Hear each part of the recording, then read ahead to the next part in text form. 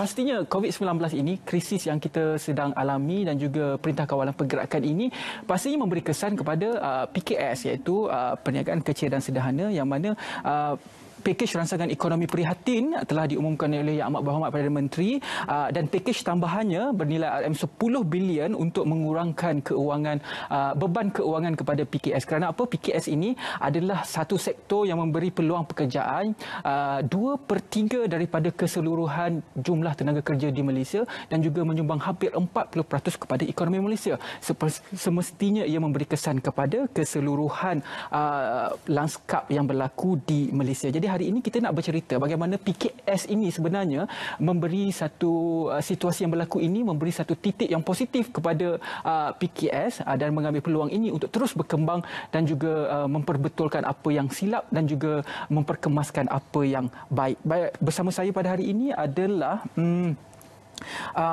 Tuan Ahmad Muzakir Hamid, iaitu Pengerusi Hal Ehwal Usahawan Persatuan Alumni UiTM Malaysia dan juga seorang usahawan.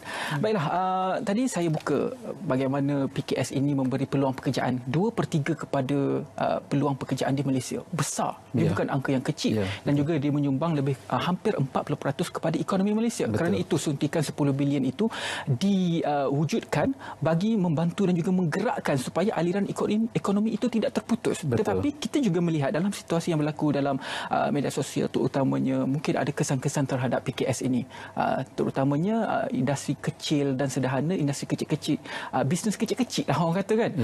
Betul. Pastinya yang kita selalu dengar sepanjang sebulan ini, depression, sale tak ada dan sebagainya. Apa lagi kesan-kesan yang orang lain sebenarnya tak nampak? Ada kesan-kesan yang masyarakat tak nampak? PKS ni kita bercakap lebih kepada mikro.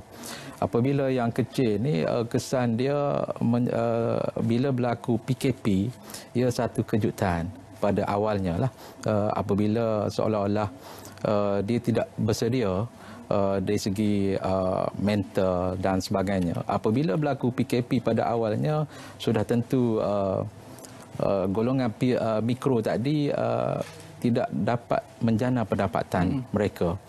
Jadi pada permulaan ini mereka mungkin mengalami suasana yang panik.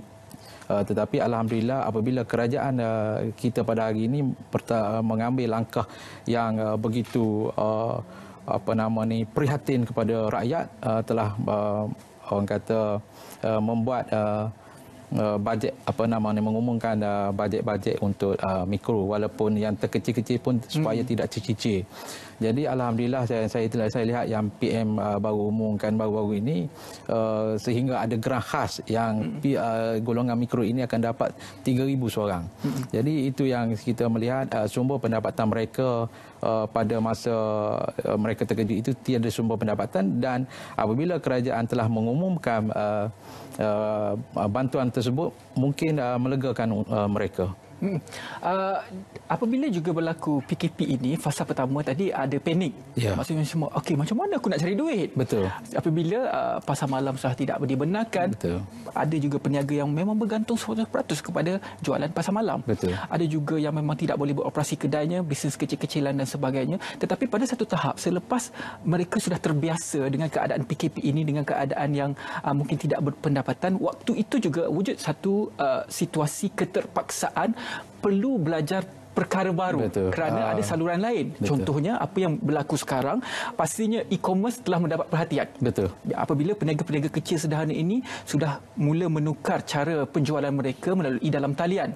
So waktu inilah juga sebagai satu peluang yang diambil oleh pengusaha PKS ini untuk belajar benda baru, dan saya pasti selepas ini yang tidak biasa ini dibiasakan dan dikemaskan selepas daripada PKP. Betul. Apabila berlaku satu kejutan seolah-olah macam perang dunia lah kepada pengusaha-pengusaha kecil ini. Tetapi nak tak nak dia mesti melakukan benda untuk ke depan. Dia tak boleh lihat benda yang ke belakang. Kalau kita lihat sekarang ini, yang praktikal adalah melalui e-talian lah, maknanya segala-galanya sebagai online. Mereka walaupun tidak terpaksa, walaupun orang tua, tapi tetapi satu benda yang baru, mereka akan belajar membuat grouping di antara usahawan ataupun peniaga yang kecil, supaya ada grup WhatsApp, grup Telegram, supaya mereka boleh memasarkan produk-produk mereka melalui talian. Jadi ini benda baru, walaupun pada awalnya mereka kurang mahir, tetapi bila keterpaksaan, yang inilah yang kita cadangkan mereka lebih kepada ke depan dan mengikut peredaran masa. Dan sekarang ini masa yang sesuai untuk menjual secara online. Dan apabila tamat nanti PKP, mereka sudah terbiasa dalam situasi begini, semestinya mereka akan jadi mahir. Dan saya tengok mungkin boleh praktik secara online dan mempunyai dua cabang perniagaan nanti. Satu secara fizikal dan satu lagi secara online. Secara dalam talian. Mungkin secara spesifiknya, Tuan juga adalah seorang peniaga franchise, mempunyai perniagaan franchise. Kesan terhadap peniaga persendirian, contohnya membuka gerai kecil-kecilan di tepi jalan ataupun mempunyai kios dan juga mempunyai restoran satu tempat, berbeza dengan mempunyai perniagaan franchise. Secara spesifiknya, kesan terhadap perniagaan franchise bagaimana? Kesan pada perniagaan franchise, macam semalam kawan saya hubungi saya, dia kata apabila tidak boleh buka PKP, bagaimana dia nak berniaga. Saya bercerita kepada dia, kalau produk itu adalah produk bukan makanan ataupun produk bukan melibatkan yang kesihatan, mereka boleh menggunakan secara online juga sebagai untuk memasarkan produk mereka. Jadi saya melihat buat masa ini memang terkesan juga pada franchise. Tambah-tambah yang lagi sale mereka drop daripada mungkin 70% drop sale. Tetapi saya melihat ia bukan sesuatu yang untuk kita ke belakang. Itu saya kata mesti kita ke depan dan satu cari titik ke depan untuk cari kejayaan. Okey, selain daripada pakej tambahan bernilai 10 bilion secara keseluruhan diumumkan oleh Amat Berhormat Perdana Menteri, terdapat juga bank yang menawarkan khidmat untuk membuat pinjaman mikro, dan syaratnya lebih ringan berbanding dengan sebelum-sebelum ini. Betul. Adakah dalam keadaan sekarang, dalam keadaan kita mungkin ada sedikit mengalami masalah dan cabaran dari aspek ekonomi, bukan sahaja dari segi individu maupun dari segi perniagaan, adakah ini waktu terbaik untuk mengambil dan juga membuat pinjaman baru dengan bank? Buat masa sekarang, nak tak nak, kalau bank adalah tempat yang terakhir pada peniaga yang sudah menguruskan perniagaan. Sebab dia modal ini bukan sesuatu yang teras pada asalnya. Tetapi apabila berlaku PKP tadi ataupun melalui fasa selepas PKP untuk bangkit balik, semestinya jualan akan berkurangan. Semestinya tak ada untuk membayar overhead, dan pinjaman ini penting kepada golongan-golongan PKS. Jadi kita melihat, saya sarankan kepada bank untuk mungkin mereka mengatakan pemudah cara untuk pinjaman, tetapi mungkin di peringkat perarasan, sebab ramai yang memberitahu saya masih lagi bank belum dapat memberi satu yang boleh memberi pinjaman yang lain daripada yang lain yang sebelum ini. Masih lagi mengamalkan benda yang sama, seperti ada penjamin dalam borang kan. Tapi selepas tu saya juga menyeru agar bank mempertimbangkan di antara sesiapa yang ada situasi kris dibolehkan waktu ini, kerana ramai yang terlibat semestinya dalam peniaga-peniaga ni ada yang rekod pembayaran dia kurang cantik. Jadi di musim COVID ini saya menyeru kepada semua bank yang ingin membantu kita lebih kepada orang kata menolong secara kelonggaran syarat. Kelonggaran syarat, ya, betul. Mungkin itu yang akan berlaku, dan kalau kita lihat juga di contohnya Bank Simpanan Nasional memang berlaku pelonggaran syarat tersebut.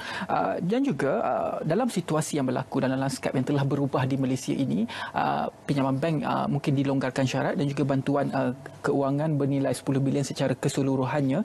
Mungkin ia berbeza kalau kita lihat mungkin dari aspek perniagaan franchise tidak sama dengan perniagaan yang kecil yang mempunyai satu kedai dan sebagainya. Adakah inisiatif yang diumumkan itu secara generalnya, secara asasnya, adakah cukup untuk terus membuatkan perniagaan itu berjalan aliran ekonominya? Kalau mengikut bantuan tu kita nak kata cukup, secara jujurnya memang tak cukup. Tetapi nak tak nak kita kena, itulah yang kerajaan terbaik telah lakukan kepada kita. Dan mungkin selepas ini dia mempunyai ada penambahan dan seterusnya. Kita mendoakan supaya yang satu lagi katakan mikro yang akan dapat grant khas sebanyak 3,000. 3,000 ni saya rasa dalam satu bulan tidak boleh untuk cover modal. Tetapi walaupun dia tidak boleh berniaga, dia boleh menjadikan dia sumber pendapatan sebagai grant tadi, dan boleh juga buat secara perniagaan di rumah secara online, modal-modal kecilan. Begitu juga dengan pinjaman yang saya baca, Tekun akan mengeluarkan semaksimal 10,000 Tekun untuk dengan zero interest. Jadi ini juga boleh membantu mereka untuk jangka masa yang pendek.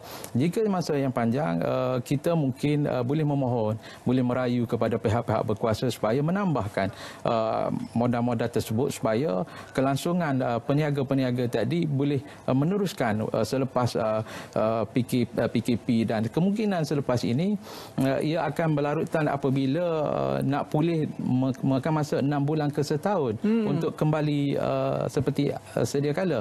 Itu saya kata dulu, apabila kena PKP, kita seolah-olah peniaga ini kena bom di Hiroshima. Kan, dia berlaku satu kejutan yang di luar jangkaan, tak dari segi mental. Tetapi sudah hari ini hari yang ke berapa belas? 27. Ya, jadi sudah kebiasaan. Jadi dengan kebiasaan ini itulah mendapat satu idea baru kepada mereka membuat secara online untuk berkembang. Dan berterima kasih kepada kerajaan, terutama sekali Yang Amat Berhormat Perdana Menteri kita yang cukup ikhlas, cukup membantu kita dalam PGS.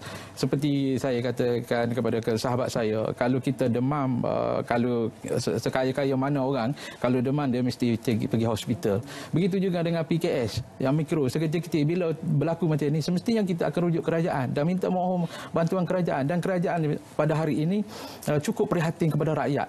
Dan saya yakin apa yang kerajaan akan buat selepas ini mengikut fasa-fasa yang akan datang, dah tentu akan menolong kita. Ya, PKS demam, pergi cari ubat, dan ubat itu disediakan oleh kerajaan. Betul. Itu yang berlaku situasi sekarang. Kita lari sikit. Kerana Tuan juga merupakan salah seorang exco bola sepak negeri Kelantan. Dan aspek pembayaran gaji, aliran tunai dalam persatuan bola sepak perlu bagaimana? Adakah pemain dijaga kebajikannya ataupun bagaimana situasi yang berlaku sekarang? Soalan lari sikitlah.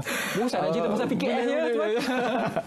Okey, apa ni, saya difahamkan kita tengah berunding dengan pemain-pemain supaya ada toleransi di antara pemain dan pengurusan, di antara gaji. Walau bagaimanapun kita di pihak pengurusan akan bertanggungjawab kebajikan mereka. Sebab itu adalah punca pencarian mereka. Mereka tidak dibantu di mendapat apa-apa grant, dan dia bukan orang perniagaan. Tentu bola sepak ini mata pencarian mereka adalah melalui gaji. Jadi sekarang ini kita juga di Kelantan, khususnya The Red Warriors, kita boleh katakan 80% kita mempunyai gate collection. Apabila berlaku macam ni, kita tidak ada sumber pendapatan, hanya bergantung kepada penaja-penaja, dan untuk membayar gaji-gaji mereka mungkin bebanan sikit kepada kita, dan kita tengah berunding supaya gaji mereka boleh dikurangkan. Itu dia.